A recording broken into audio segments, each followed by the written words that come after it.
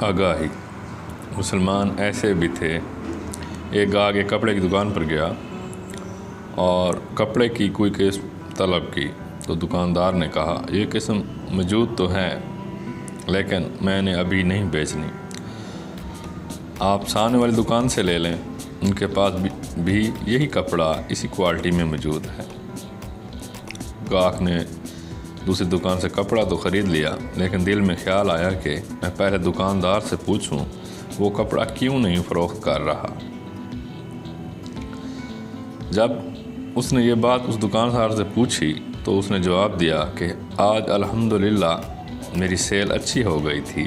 لیکن میرے سامنے والی دکان پر جو مسلمان بھائی ہے اس کی سیل اچھی نہیں ہوئی، میں نے آپ کو کپڑا دینے سے اس لیے انکار کیا ہے کہ آپ ان سے کپڑا خرید لیں تو ان کی بھی روزی کا سبب بن جائے گا۔